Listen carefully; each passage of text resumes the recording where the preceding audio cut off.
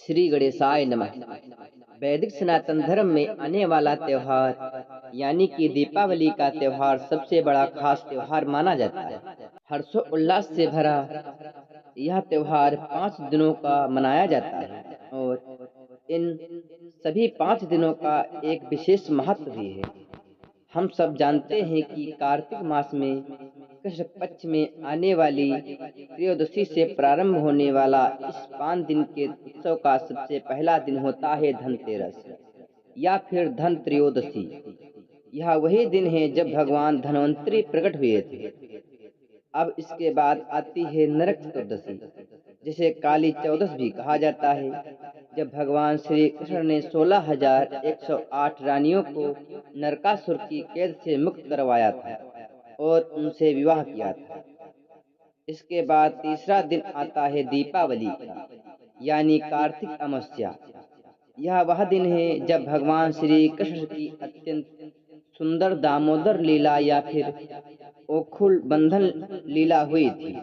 यह वह दिन भी है जब भगवान श्री राम रावण का वध करके अयोध्या नगरी वापस आए थे और उसी समय सभी अयोध्यावासियों ने भगवान का स्वागत दीप जलाकर किया था और दीपावली का दीपोत्सव भी मनाते हैं, यानी कि दीप प्रज्वलित करके भगवान का स्वागत करते हैं।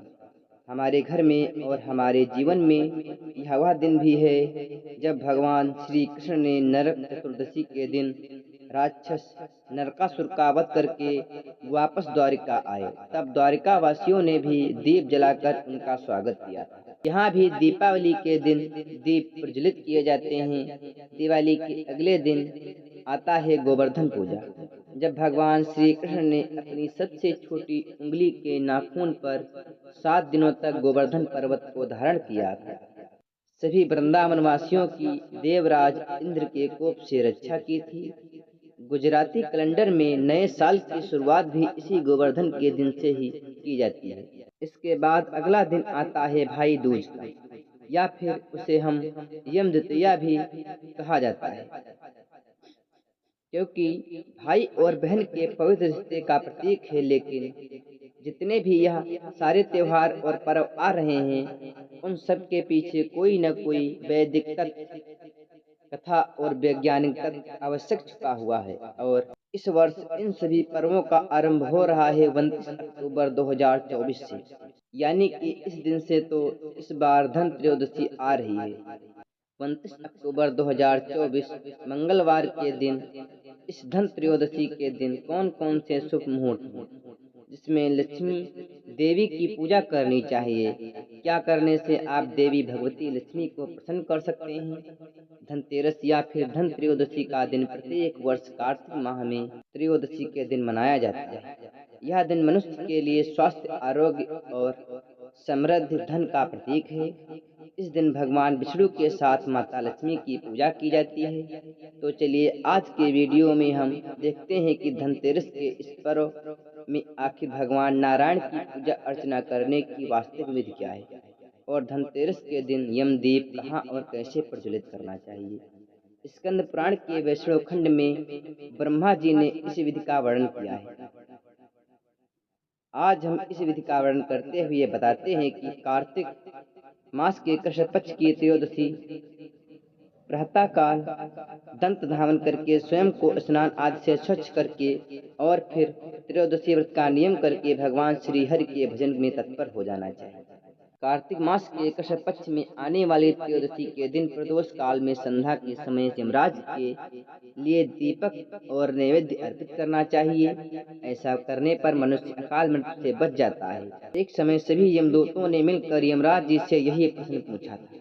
उन्होंने कहा था कि हे प्रभु, ऐसे महोत्सव के अवसर पर जिस प्रकार जीव अपने जीवन से मुक्त न हो, वह उपाय हमारे आगे वर्णन करें।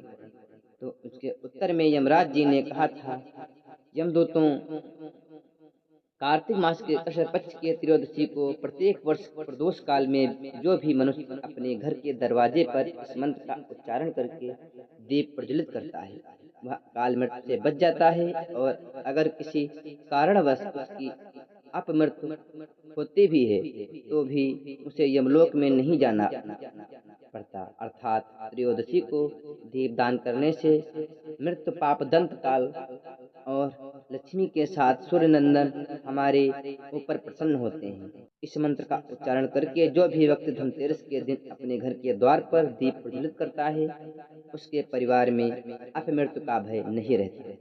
यही कारण है कि प्रत्येक वर्ष हम धनतेरस के दिन यह दीप प्रज्वलित करते हैं। इस विधि विधान को तो हम सब अपने अपने घरों में पारंपरिक रीत से करते हैं, लेकिन शायद ही कुछ लोगों को इसके पीछे का कारण पता होगा, क्योंकि हमारे शास्त्रों में वैज्ञानिक रूप से स्पष्ट हुआ है। धनतेरस की पूजा विधि में सामान्य रूप से मनुष्य लक्ष्मी जी और देवताओं के कोषाध्यक्ष कुबेर जी की पूजा अर्चना करते हैं। कई स्थानों पर देवी लक्ष्मी और गणेश जी की पूजा की जाती है, लेकिन यह वास्तविक विधि नहीं है। लक्ष्मी देवी के साथ गणेश जी की नहीं, अपितु भगवान नारायण की पूजा अर्चना करनी चाहिए।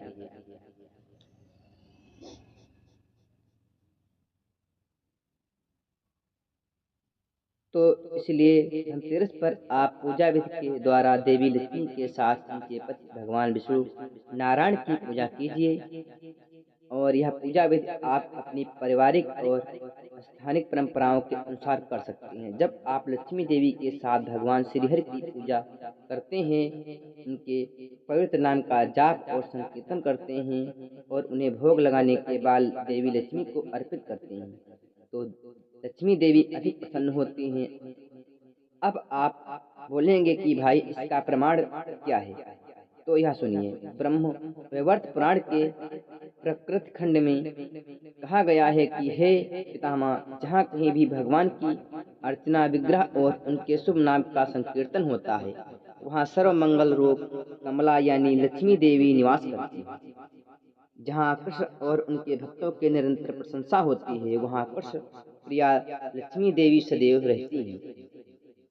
धनतेरस के दिन लक्ष्मी देवी के साथ साथ श्री हरि की पूजा आराधना करने से लक्ष्मी देवी संपूर्ण वर्ष के दौरान आपके ऊपर अधिक प्रसन्न रहेंगी, जिससे आपको वास्तविक सुख मिलेगा। धनतेरस के विषय में यह जानकारी आप लोगों को कैसी लगी, यह हमें नीचे कमेंट बॉक्स में लिखकर बताएं। अगर आपको धनतेरस के विषय में एक नया दृष्टिकोण मिला है इस वीडियो को देखने के बाद, तो आप भी हमसे साझा कीजिएगा और यह वीडियो अपने परिवार और मित्रों को भी सुनाई, ताकि उन्हें भी वास्तव में धनतेरस क्या है उसके बारे में पता चले और क्यों हम यह दीपक जलाते हैं इस विषय में भी जानकारी मिले, क्योंकि हमारे शास्त्रों से प्रमाण को दर्शाता है और इसलिए कहते हैं हमारा संस्कृत और हमारे शास्त्र सबसे महान है, इसलिए उनके प्रति हमारा गौरव और सम्मान बढ़ना चाहिए। अगर आप धनतेरस की संपूर्ण कथा सुनना चाहते हैं,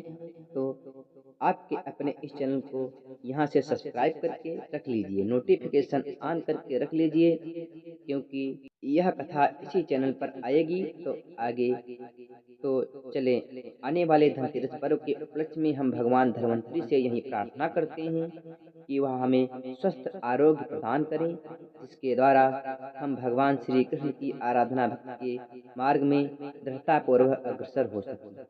हरे कृष्ण।